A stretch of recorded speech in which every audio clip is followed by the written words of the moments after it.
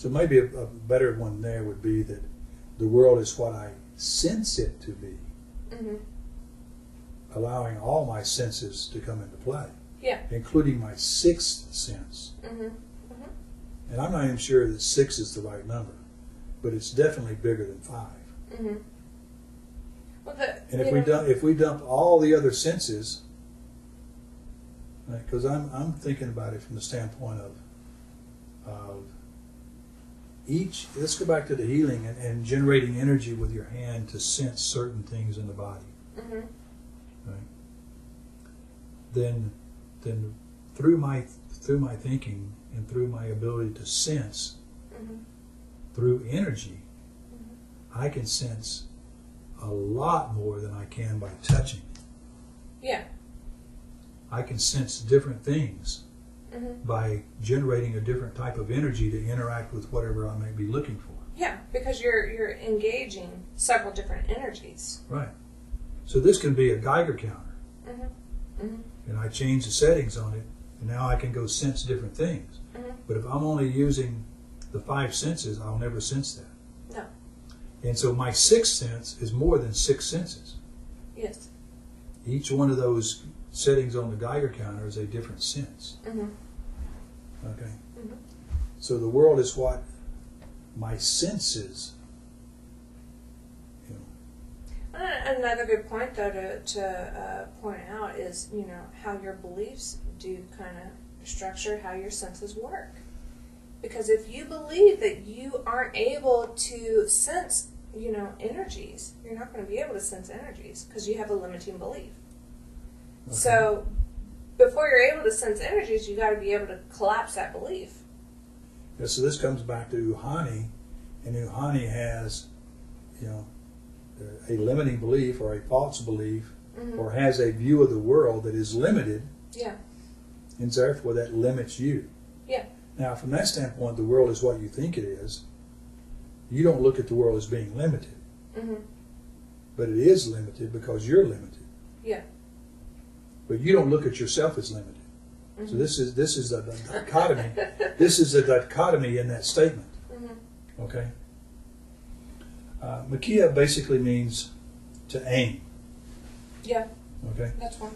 So one of the things from one of the Russian people out there, putting forth, how man operates. It says that energy goes where or energy flows where attention goes.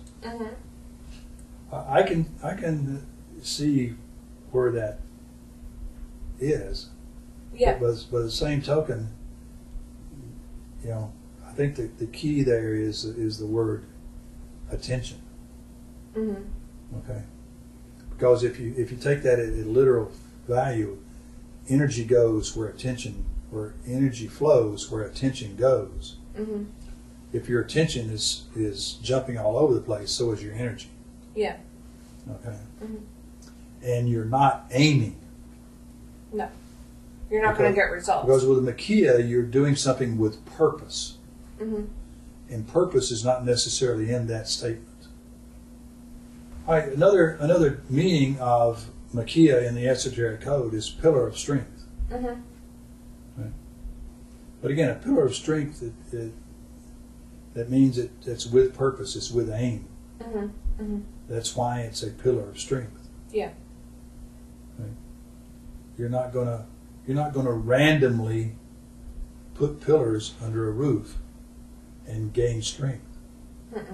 You have to put them in each place with purpose and with aim in order to attain that strength.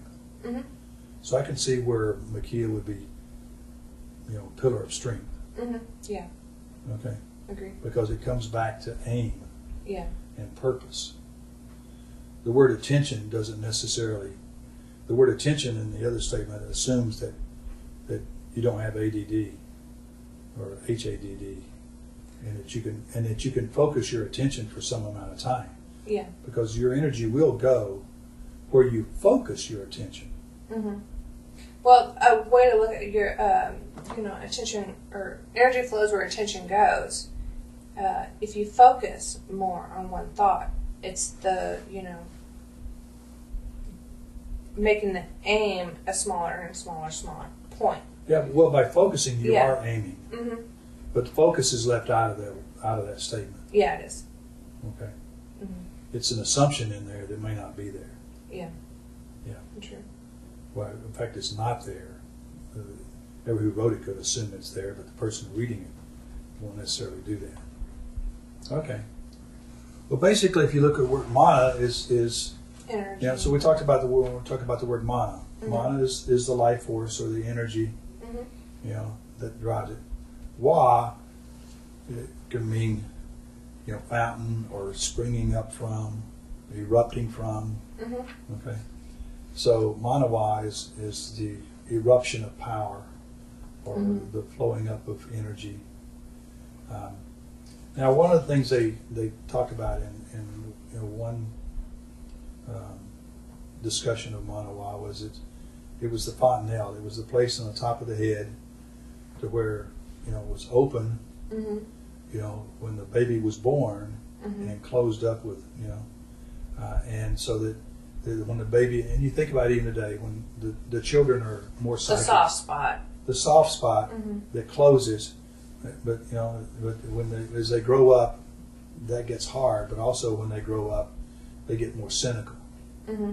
So they refer to it as manava.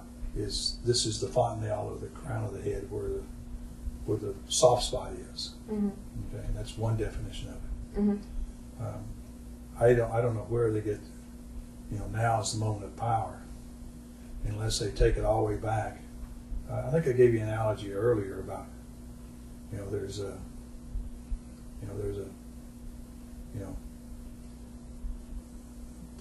theory put forth out there that ice cream causes rapes. Mm-hmm. And the definition they gave, and the reasoning they gave for it, was because there's a very high correlation between the number of rapes and the consumption of ice cream. Mm-hmm. Right? But then when you actually go looking into it, what you find is that both occur in the summertime. Mm-hmm. And so the fact that they both are in warm weather. Yeah. So the fact that they both occur in the summertime, somebody said, okay, they're connected. Mm-hmm. Well, not necessarily connected. Mm-hmm. Okay.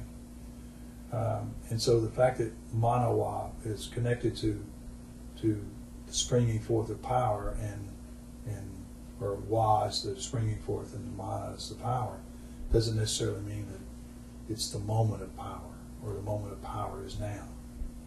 Well, all the other words that, we have defined so far, you can look on the internet and type in the whole word and it be there, the definition. But manawa, you type in that whole word and it's not there. It's not, that word is not defined in the dictionary. You have to break it up into two words compared to as the other words we were able to type in. I mean, you can even type in honopono or honoponopono and get a definition. But you can still break that word down into, 3 different words or even more. But, manawa is not in there as a single word. Well, that's interesting because it comes back with what we were talking about earlier about slang. Mm-hmm. Right? Because with slang, one of the ways that one of the unique things about the Hawaiian language and the way it was constructed with basic 2-letter syllables, Mm-hmm. and you can put them together in an infinite number of sequence, then you can put them together and create words. Yeah. Mm-hmm. And you can create your own slang. Yep. And give it whatever meaning you want to give it from that aspect. Yeah. But some of it's kind of interesting because as you mentioned that, I went back and looked, and like there's current Hawaiian language, you can say, the Hawaiian Department of State Finance, Mm-hmm. or Department of Finance, the Hawaiian State Department of Finance. Mm-hmm. Right? That didn't exist, 100 years ago. Mm-hmm. But yet they can create a word today that means that, based on the 2-letter syllables all put together in a certain sequence. Today means the Hawaiian State Department of Finance. Mm-hmm. And so the fact that you can create new words, I suppose, is like a double-edged sword. Mm-hmm. It can be good and It it can be bad. bad. Okay. when you do that, you're diluting the words that are there. It's making it hard for people to decipher the words that were there hundreds of years ago. Yeah. Yeah, because it's interesting, because we've got 7 dictionaries online that we use. Yeah.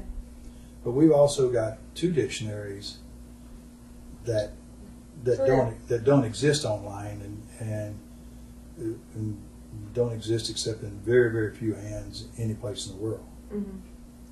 And so we get some of those words. I mean, you can't find some of the same words in a lot of the dictionaries. So a lot of the Hawaiian language, it kind of is up for grabs. You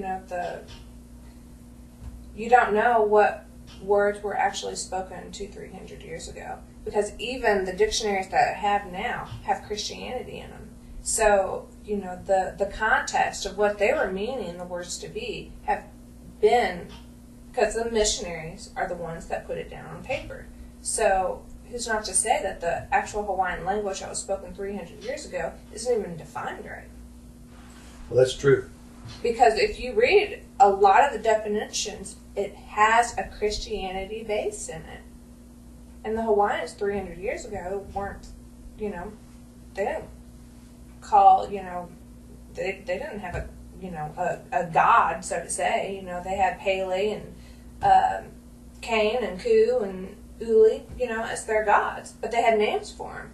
It was the, Christianity that came along and, defined those as gods and put a lower g on it. The lowercase g. Mm-hmm. So it's just interesting when you look at it, even from, trying to decipher it now, we really don't know. Okay, I'm going to wrap this up and say goodbye to all you guys out there that tuned into YouTube. We made this specifically for YouTube, and we'll give you the commercial now. We're doing, very special seminars where we go into great depths on doing a lot of the Huna and doing it applied to today's problems.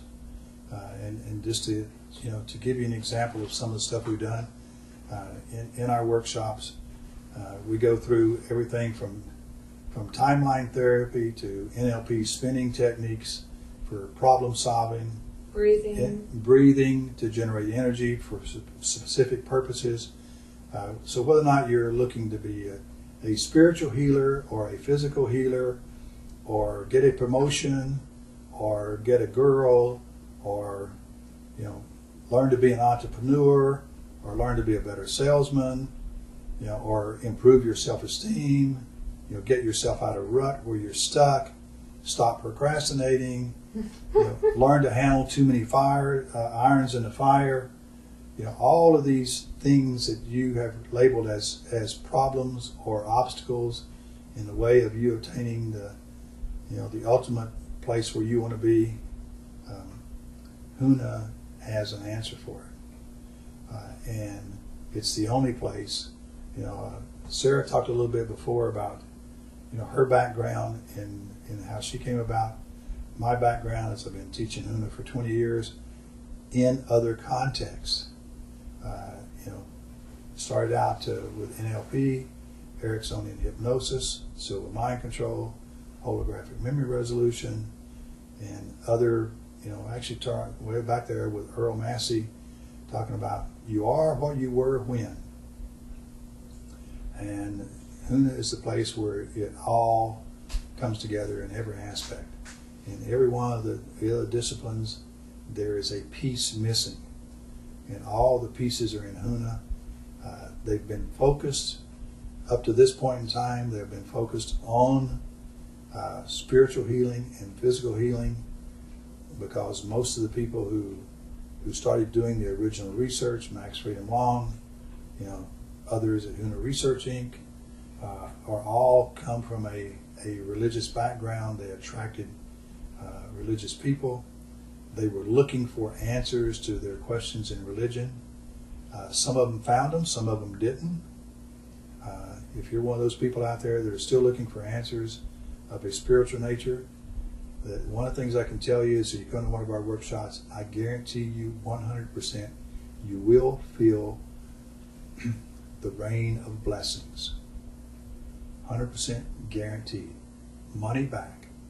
If you do not come to a workshop, or if you come to a workshop and you do not feel the rain of blessings, you can stay for the entire workshop and we'll give you your money back. But our goal is to build Huna into a business so that it is self-sustaining and we get it out to the world. It is one of the ways that in America and in the world of freedom, we can turn it around, and it can be a very big compliment to the founding principles of this country. Mm-hmm. Anything, last words you'd like to say, Miss Sarah? No, thank you. Or mahalo. Mahalo. Mahalo from here.